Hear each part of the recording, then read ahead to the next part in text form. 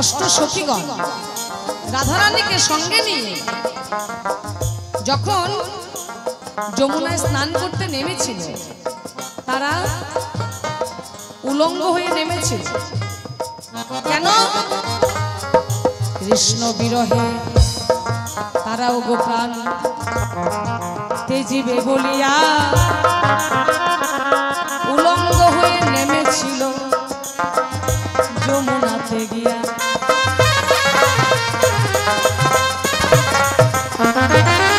তারা প্রাণ আর রাখবে না, কৃষ্ণকে ছাড়া তারা প্রাণ রাখতে চায় না, সেই প্রাণ তারা বিসর্জন দিতে চায়। সেই জন্য সখীকে সঙ্গে নিয়ে, রাধারানীকে সঙ্গে নিয়ে অষ্ট সখীগণ তারা যমুনায় নেমেছিল। উলঙ্গ হয়ে কেন নেমেছিল আমি তোমায় বলে যাই। কারণ আমরা বস্ত্র পরে কেউ কিন্তু ধরা ধামে আসিও গো নাই।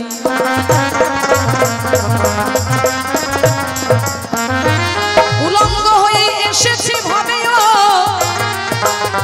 উলঙ্গ হয়ে যেতে হবে, তাই সেই কারণে সখীগণর উলঙ্গ হলো ভাই।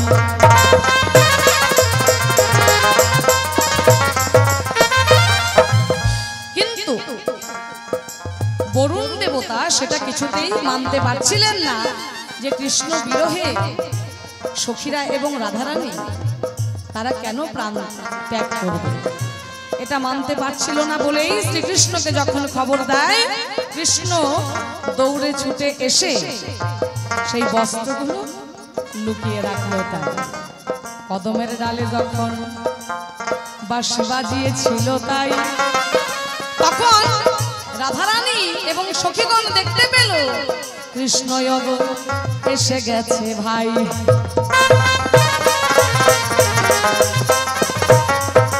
কিন্তু বস্ত্র চুরি করেছে, তারা বস্ত্র চুরি করলো কৃষ্ণ। এবার তাহলে উঠবে কি করে? কৃষ্ণ তো এটাই পরীক্ষা করেছিল, তোমরা বলো দেহ আত্মা মন প্রাণ জীবন যৌবন যা কিছু তোমরা নাকি আমাকে অর্পণ করেছো, তাহলে এই লজ্জাটুকু কি অর্পণ করতে পারো নাই? সেই পরীক্ষা করার জন্য বস্ত্র চুরি করেছিল। তাই সেই জন্যই সখীগণ তখন উলঙ্গ হয়ে ডাঙায় উঠল। তাই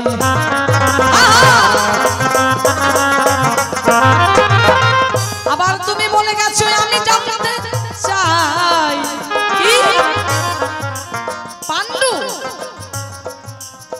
সে কিন্তু একটাও সন্তান জন্ম দেয় নাই। তাই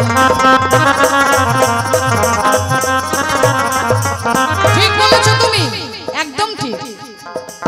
পাণ্ডু সে সন্তান সৃষ্টি করতে পারবে না, তাকে অভিশাপ দিয়েছিল।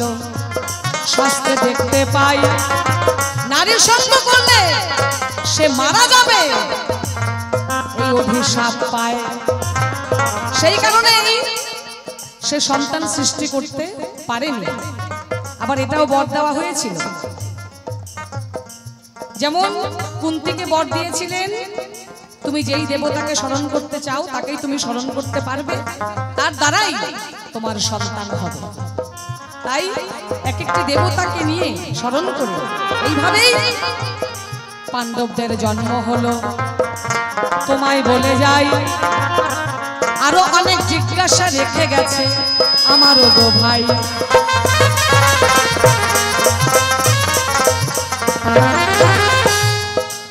আরো যেন কি জিজ্ঞাসা ছিল বাবা? গানটা যে গাইলো এতগুলো কথা বললো, আমার তো এতগুলো মনে পড়ছে না।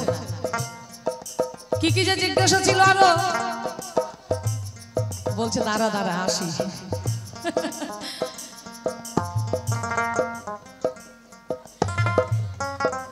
আপনাদের যদি একটু মনে পড়ে দয়া করে আমাকে একটু মনে করিয়ে দেন।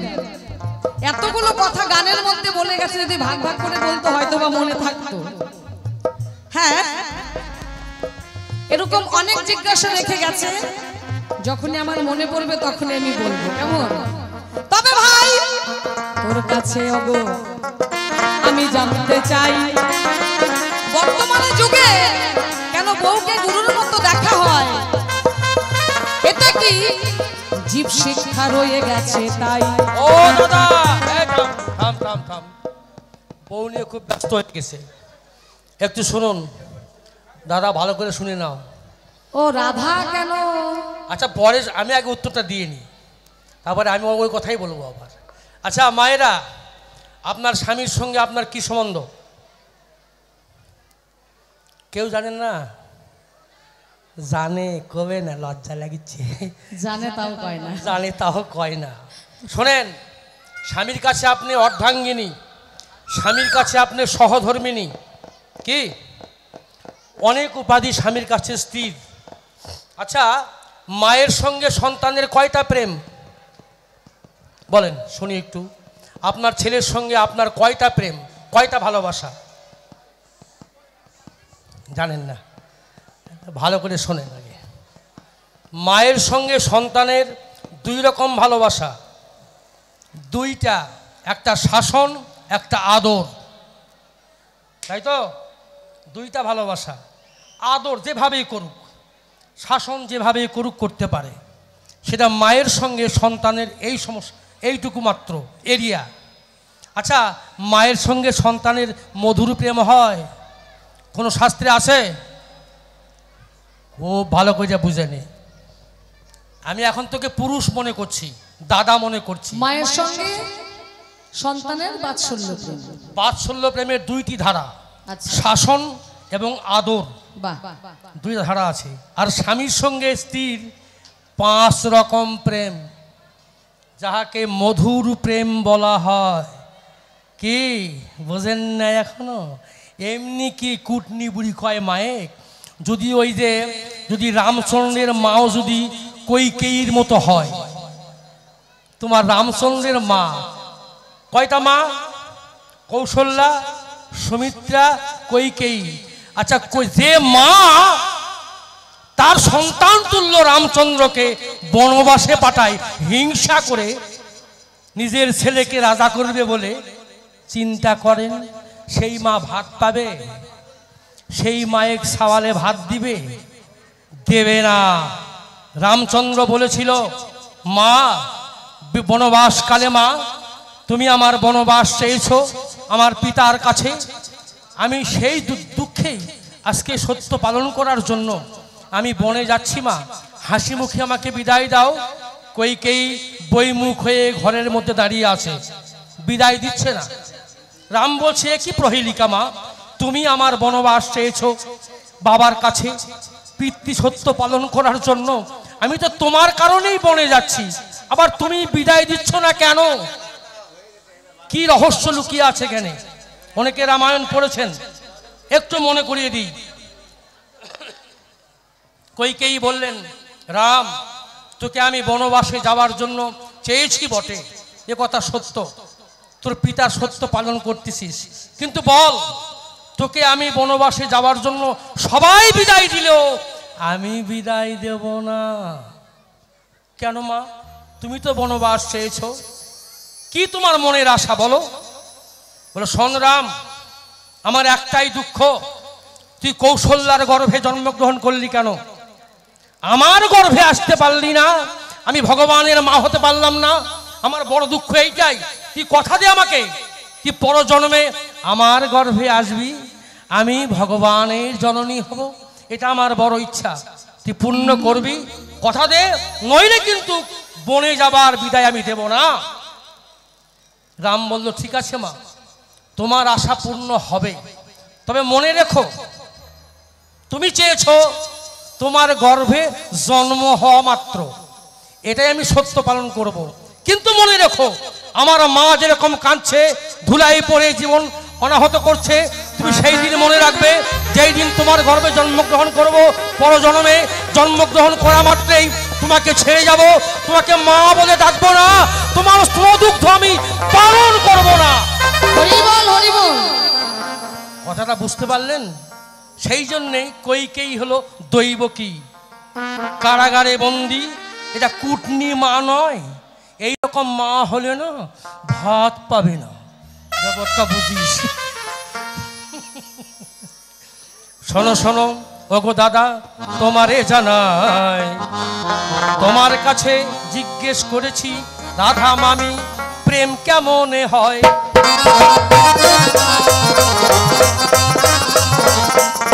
এই যে মামির সঙ্গে ভাগিনার পীড়িত লজ্জার বিষয় তাই, ওরে ভাগনাকে দেখার জন্য মামি জলা নিতে যায়।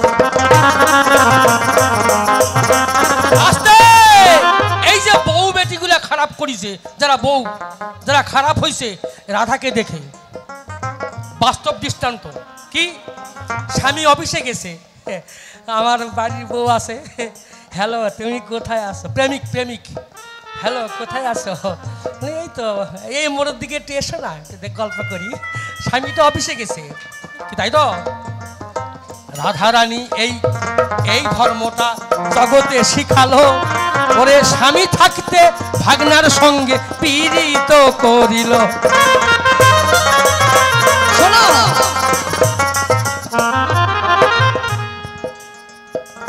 দেবতারা যা করতো সেটা লীলা করতো, ভগবান যা করেছে সেটা লীলা করেছে। আর এই লীলা যদি মানুষ করতে যায় তারা কি বলবে, তারা ধরে কিলা, ওটা লীলা হবে না। ভগবান যা করেছে সবই লীলা, সে সমস্ত জীবে করতে পারবে না। ভগবান বলল আমি যা বলি তোমরা তা করো, আমি যা করি তা করিও না। কি বলছে তো? বাহ, ভগবান তাহলে মাকে মা বলে, আমরা মা বলবো না, আমরা কি বলবো? আমরা বলুন তো, হ্যাঁ বলুন তো, আমরা কি বলবো? বাবাকে আমরা পিতা বলি, ভগবান পিতা বলেছে, ভগবান মাকে মা বলেছে, তাহলে আমরা ভিন্ন কি কব? কও, ওটা লীলা করতে মানা করেছে। শোনো শোনো, ভগবান করলে হয় লীলা, আর তুই আর আমি করলে হয় ধরে ধরে কিলা। তবে কি বলিব তাই, ওরে দাপর যুগের ঘটনা যদি আমি এখনই শোনাই। শোনেন, দাপর যুগের ভগবান, দাপর যুগের ভগবান বেটার বউকে বিয়ে করেছে। কে হয়? বৌমা, বৌমা, যাকে আমরা বৌমা বলি। আপনার ছেলের বউ বৌমা হবে না? কৃষ্ণের ছেলে ছিল নরকাসুর নাম, নরকাসুরের জন্ম হলো বিধান দিল কাম। আস্তে, নরকাসুর রাবণ করেছে 10,000 বিয়ে ত্রেতা যুগে। দাপর যুগে কৃষ্ণের ছেলে নরকাসুর জন্ম হলো কোথায়? বসুমতীর গর্ভে। কৃষ্ণের ঔরসে বসুমতীর গর্ভে জন্ম হয় নরকাসুরের। নরকাসুর কম্পিটিশন করলো বিয়ের, কার? রাবণের সঙ্গে। রাবণ করছে 10,000 বিয়ে, আমি করব 20,000 বিয়ে। 16,000 রমণী ধরে ধরে নিয়ে এসে গুদামে মাল ভর্তি করে রাখলো, বিয়ে করবে। মনে কিছু করবেন না, দাপর যুগের লীলা, আমি তো মাল কয়ে ফেললাম, রাগ টাগ করবেন না। নরকাসুর 16,000 রমণী মালের বস্তার মতো নিয়ে এসে গুদামে লোড করে দিল। 20,000 পুরলে বিয়ে করবে ওই। তাহলে বিয়ের সংকল্প হয়ে গেছে, হাত ধরেছে, বাড়িতে এনেছে, বিয়ে করবে জন্য হয়ে গেছে। কিন্তু পত্নী, সেই পত্নীগুলোকে কৃষ্ণ নিজে নরকাসুর পুত্র যোগ তারে যে বধ করিল, বধ করে ছেলের বউদেরকে বিবাহ করিল। বলি এমন মেজাজ খারাপ করে দিস না আমার। দাপর যুগে ওই সমস্ত চালু ছিল, বুঝলা? সব যুগে তো সব আইন থাকে না। দাপর যুগে যেমন যদি দাদা ভাই না থাকতো, যেমন দেওরকে দিয়েও সন্তান হতো, ভাসুরকে দিয়েও সন্তান হতো, বুঝলে? কিন্তু বর্তমানে কলিযুগে ভাসুরকে ছোঁয়া যাবে না, এটা দোষ আছে। বাহ, ভাসুরের দ্বারা সন্তান সৃষ্টি করে বংশ রক্ষা করা হতো। কোথায় আগরতলা, কোথায় চকিরতলা। এই থামো থামো, বলো তাই। আর একটা দিনের কলির তুলনা যে না। আস্তে দাঁড়া রে, বাজাস না। কোথায় রোগ, কোথায় ভুগু, তুমি করতেছো তুলনা। আমার দাপর যুগের সঙ্গে তোমার কলির কোনো তুলনাই। ঘটনাটা শোন, 24 ঘন্টা দিন রাত্রি, তাই তো? আচ্ছা বলুন তো, সত্য যুগ কোনটা? 24 ঘন্টার মধ্যে দাদা বড় দেখি, এই 24 ঘন্টার মধ্যে সত্যযুগ কোন কোন টাইমটা? তুমিই বলো। আমি বলবো ব্যাটারি কিন্তু ফিউজ হয়ে যাবে নি। 24 ঘন্টার মধ্যে 4টা যুগ বয়। রাত্রি 12টা থেকে সকাল 6টা পর্যন্ত সত্যযুগ, 6টা থেকে 12টা পর্যন্ত ত্রেতা যুগ, 12টার থেকে সন্ধ্যা 6টা পর্যন্ত দাপর যুগ, তোমার যুগ। ও তাহলে দিনের মধ্যে এই যে ভক্তবৃন্দরা আছেন, এই যুগটা হিসাব করে নিয়ে আপনারা ও যা বলল ওর ধর্মে ওটা হয়। যারা ভাসুর আছেন সন্ধ্যা 6টার থেকে রাত্রি 12টার মধ্যে কাম সারবেন। শোনো, হিসাব করে কথা বলো। আমার বড় দাদা তাই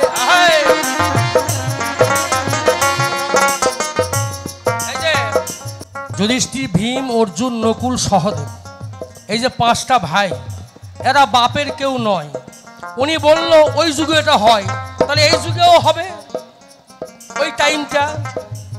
ওই টাইমটা ধরে নাও।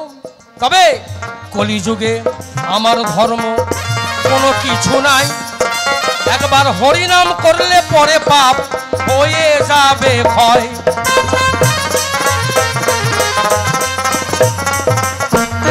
শোনো ভাই, বলো। আমার যুগে যে সমস্ত ঘটনা ঘটতো সে সমস্ত কোনো কিছুর কলিযুগে দরকার নাই। এই যে এত সুযোগ সুবিধা তোমার যুগে করা হয়েছে, দেওয়া হয়েছে, এই সুযোগ সুবিধা তো আমাদের যুগে ছিল না। যেমন তুমি বললে আমাদের যুগের পরমায়ু অনেক, তুমি দাপরের পরমায়ু বললে 8,64,000 বছর, কলির 4,32,000 বছর। যেমন তুমি বললে যুগের পরমায়ু যেমন বেশি ছিল, জীবের পরমায়ু বেশি ছিল, তেমন উদ্ধারের রাস্তাটাও খুব কঠিন ছিল। আমারও ছিল। তোমায় বলে যায় কঠিন তপস্যা করে সাধনা করে জীবেরা উদ্ধার হতো ভাই। কিন্তু আমার জিজ্ঞেস করি, তাই সত্য 1 number, Dwapar 2 number, Treta 3 number. 3 number কেমন করে আগে গেল? দাপর কেমন করে 3-এর জায়গাতে আসিল? জানিবারও চাই। ও তাড়াতাড়ি মাল খরচ করবে বুদ্ধি করেছে ভাই।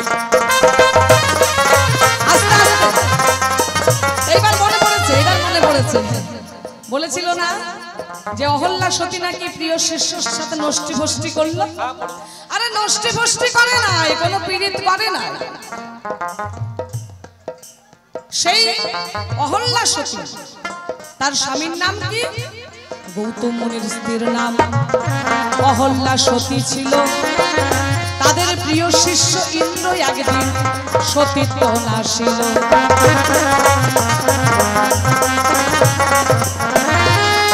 গৌতম মুনি ঘরে ছিল না, তিনি তপস্যায় ছিলেন, ধ্যানস্থ হয়েছিলেন। আর সেই সুযোগে দেবরাজ ইন্দ্র কি করেছে? গৌতম মুনির রূপ ধরে এসেছে। তাহলে অহল্যা সতীর দোষটা কোথায়? দোষ কিন্তু নাই, সে স্বামীর রূপে এসেছে। গৌতম মুনির রূপ ধরে এসে অহল্যা সতীর সতীত্ব নাশ করলো। অহল্যা মোটেও বুঝতে পারে নাই যে সে তার স্বামী নয়।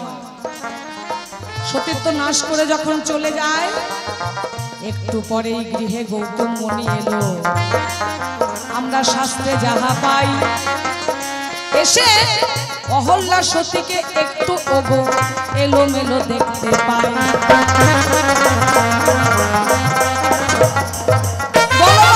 অহল্যা গো, তোমায় কেন এরকম দেখতে পাই?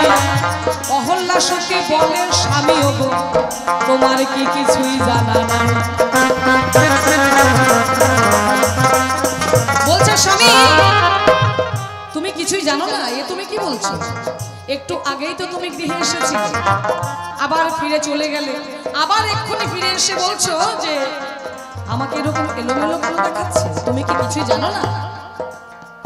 তখন গৌতম মুনি বুঝতে পারলেন একটু গন্ডগোল আছে। কি হলো? ধ্যানস্থ হয়ে জানতে পারলো অহল্যা সতীর সতীত্ব নাশ করে গেল ইন্দ্র। তাই সঙ্গে সঙ্গেই ইন্দ্রকে গৌতম মুনি অভিশাপ দিল, আমরা জানি তাই।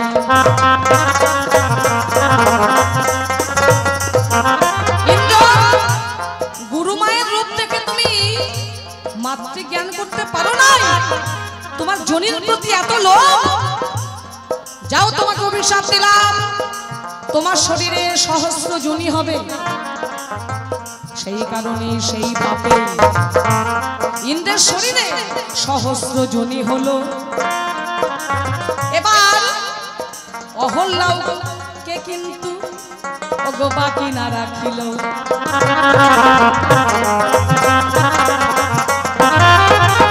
ইন্দ্রকে অভিশাপ দিল, তোমার শরীরে সহস্র যোনি হবে।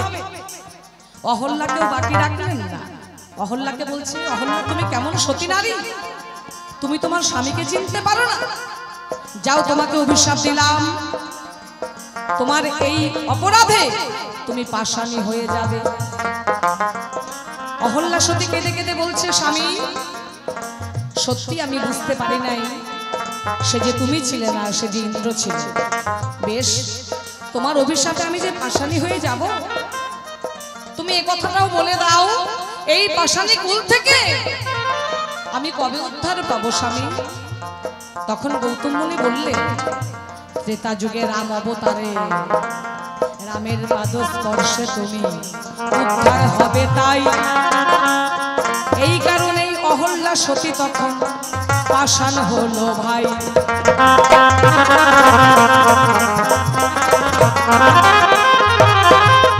এদিকে ইন্দ্র তার এই মুখ কাউকে দেখাতে পারছে না। কি করে দেখাবে? সারা শরীরে যোনিতে ভরে গেছে। ছুটে এসেছে গুরুদেবের কাছে, এসে গুরুদেবের চরণে প্রণাম করে কাঁদতে কাঁদতে বলছে, গুরুদেব আমি মহাপাপী, আমি পাপ করেছি, তার শাস্তি আমি পেয়েছি। কিন্তু গুরুদেব এই মুখ আমি কাউকে দেখাতে পারছি না, আমি যে দেবরাজ ইন্দ্র, দেবতাদের সামনে আমি কি করে যাব? আমাকে আপনি রক্ষা করেন, আপনি ছাড়া কেউ পারবে না। এই যোনির থেকে আমি কি করে রক্ষা পাবো, আপনি সেই পথ বলে দিন। তখন বলল, বেশ, রক্ষা পেতে পারো যদি তোমার শরীরের যোনিগুলো তুমি অন্য কারো শরীরে দিতে পারো, তাহলেই তুমি যোনির থেকে রক্ষা পাবে। তখন ইন্দ্র বলল, গুরুদেব আমি মহাপাপী, আমি পাপ করেছি, তার শাস্তি আমি পেয়েছি, পাপের ভাগ কি কেউ নিতে চাইবে? বলল যে হ্যাঁ ঠিক বলেছে, তোমার পাপের ভাগ কেউ নিতে চাইবে না, তবে সামনে একটি ফল দেখা যায়, ওই ফলের শরীরে তুমি তোমার যোনিগুলো দিয়ে দাও। সেই ফলটা ছিল আনারস। ওগো ভাই, আমরা জানি তাই। আনারসের শরীরে সঙ্গে সঙ্গে সহস্র যোনি হয়ে গেল ভাই। তবে আর এক কথা বলবো আমি তোমারে জানাই। একটু বাকি রয়ে গেছে, বাকি রয়ে গেছে। আনারস তখন কেঁদে কেঁদে বলছে, এই কথাটা না বললে হবে না, আমি মহাপাপী হয়ে গেলাম, আমি আর গোবিন্দ সেবায় লাগতে পারবো না, আমি আর কারো সেবায় লাগার মতো যোগ্য থাকলাম না। তখন আনারসকে বর দিলেন গৌতম মুনি, তুমি সব পূজারই আগেই লাগবে, তাই আপনারা যদি পূজার বাজার কেউ করতে যান, আনারস ফলকে দেখা মাত্রই কিন্তু কিনবেন। যদি না কেনেন, যদি ভাবেন আনারসটাকে পরে যাওয়ার সময় নিয়ে যাবো, আগে অন্য বাজারটা করে আসি, পূজার বাজার সুসম্পন্ন হবে না। ওগো শাস্ত্রে দেখতে পাই আনারসকে বর দিয়েছিল, তুমি সব পূজারই আগেই লাগবে, আমরা জানি তাই। তাহলে এক যুগ পরে গেল কেন, এই কথাটা জিজ্ঞাসা করে গেল, বলবো সবার ঠাই। সেই গৌতম মুনির সন্তানের নাম ছিল শরৎদেব। শরৎদেব তখন ব্রহ্মার কঠিন তপস্যায় শুরু করে দিল, তাই মায়ের পাষাণ মূর্তি সন্তান হয়ে কি সহিবারে পায়। শরৎদেব মায়ের পাষাণ ব্রহ্মার কঠিন তপস্যা করছে, যখন তপস্যায় সিদ্ধি লাভ পেয়েছে, এবার ব্রহ্মার দর্শন পেয়ে বলছেন, ঠাকুর আমি বর হিসেবে শুধু এইটুকুই চাই, আমার মাকে আমি খুব শিগগিরই এই পাষাণ মূর্তি থেকে আমি উদ্ধার করতে চাই, তার উপায় আপনি বলে দিন, কি করে আমার মা উদ্ধার পাবে। তখন ব্রহ্মা বললেন, এত এখন সম্ভব নয়, সামনে রয়েছে ত্রেতা যুগ, তারপর দাপর যুগ, দাপর যুগ তারপর ত্রেতা যুগ, তাহলে আরো এক যুগ পরে তোমার মা উদ্ধার পাবে, এখন সেটা সম্ভব না।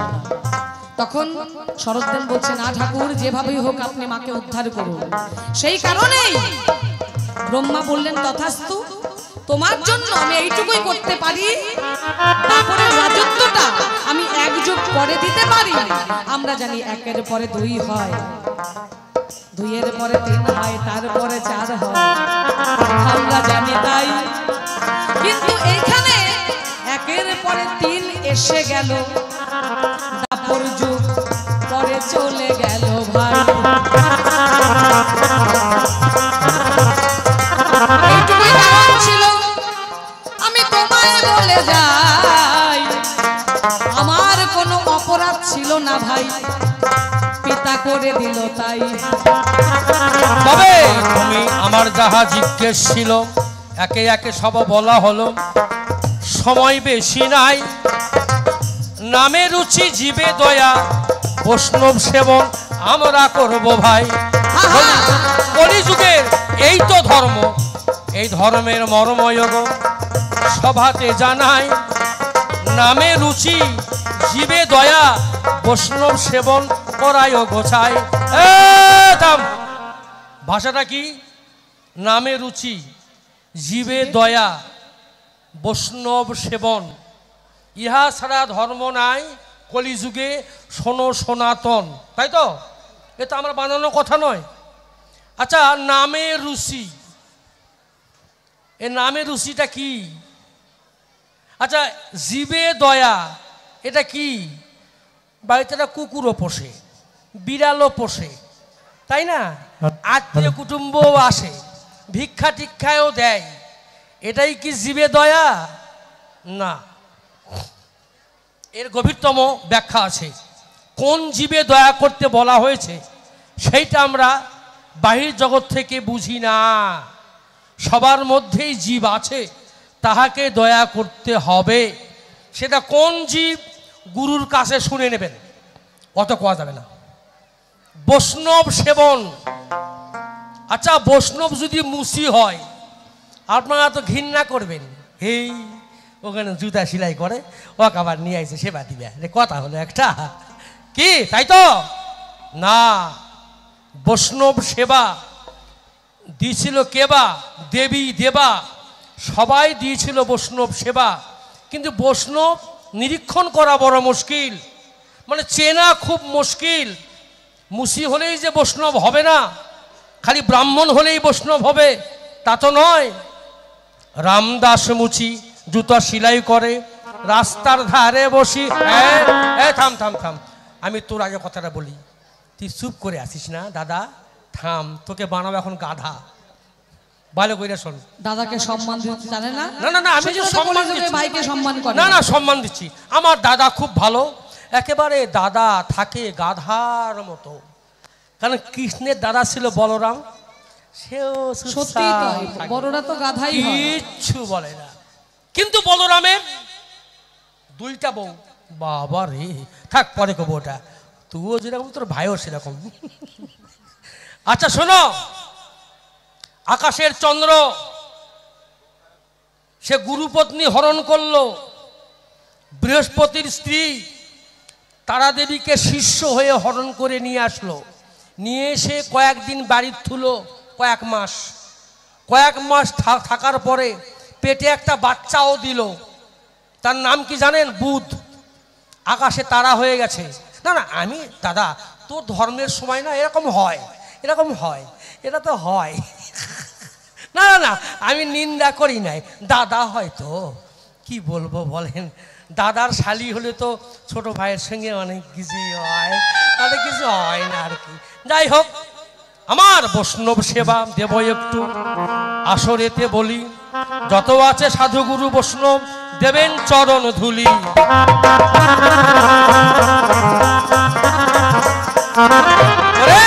রামদাস মুছি আসরের মাঝে পথের ধারে বসিয়া যে রয়, বদনে সদাই কৃষ্ণ নাম নিশিদিন করয়। মুচি হয়েও সুখী হয় যদি কৃষ্ণ ভজে, আর ব্রাহ্মণ শূদ্র হয় যদি কৃষ্ণ ত্যাজে। বাহ বাহ বাহ, খুব ভালো কথা। মুচি হয়েও সুচি হতে পারে সে যদি কৃষ্ণ ভজন করে। খুব ভালো কথা। ব্রাহ্মণ শূদ্র হয় যদি কৃষ্ণ ত্যাজে। হ্যাঁ, তাই কৃষ্ণ ভজন করাটাই হচ্ছে মূল কথা, নাকি? অবশ্যই। দাদা শোনো, মানে তোমার দাপর যুগের ধর্মটা কিরকম জানো? থাম থাম থাম, বাজাস না, সময়টা নষ্ট করবো না, কাজে লাগাবো। একটু আস্তে, শেষ হোক না কেন, টাইম বাড়ে দেবো না। তুই কি বলতেছিস? দাদারে পাইছি আজকে, কিছু বলবো না। 4 মাস আগে গেছে ছেলে বাবা গ্রাম প্রতিবাসী নিয়ে মেয়ে দেখতে, ছেলেকে নিয়ে যায় ওই গ্রামের মেয়েটি দেখে, ছেলে আবার সেদিনকে ওই থাকেই গেছে। আমার নতুন শ্বশুর বাড়ি হবে তো, ছেলে খুব পছন্দ হয়েছে। শাশুড়ি কইছে কি, আমার ভাই মেয়ে মানুষ দাদা বানাইছে তো এই জন্য রুচি বাড়ছে খুব গান করার। তা এখন শাশুড়ি করছে, বাবা তুমি মেয়ে দেখতে আসছো আমার মেয়েকে, তো সবাই যখন চলে যাচ্ছে যাক, তুমি আজকের দিনটা থাকেই যাও, জামাই তো হবাই তুমি, না কি বলেন? সেদিনকে আবার থাকিছে, থাকে 1 রাত থাকে, পরের দিন জামাই বাড়ি চলে আসছে। 4 মাস পরে বিয়ে হয়েছে। ঘটনাটা শোনেন, 4 মাস পরে বিয়ে হয়েছে। তো বিয়ে হওয়ার পরে এখন ওই ঘরের মধ্যে স্বামী স্ত্রী থাকে, পাশে ঘরে আছে বুড়া বুড়ি। তখন ওই বুড়া বুড়ি চিন্তা করতেছে কি ব্যাপার। বুড়ি করছে, বৌমা তোমার একটা উঁচা উঁচা কে, কালকা বিয়ে হতে ভাবকে। তো শাশুড়ি, এখন শাশুড়ি করছে, দেখুন শাশুড়ি মা আমাদের দিকে না, হ্যাঁ ওই 4 মাসেই হয় আর কি। কি হয় কি হয়? ওই হয় আর কি। এখন ঘরের মধ্যে বুড়ি এখন বুড়া যায় বলতিছে, মানে পাশাপাশি ঘর তো বেড়ার ঘর, তাহলে বুড়া বলতিছে, হ্যাঁ বুড়া শুনুছু, বলে কি?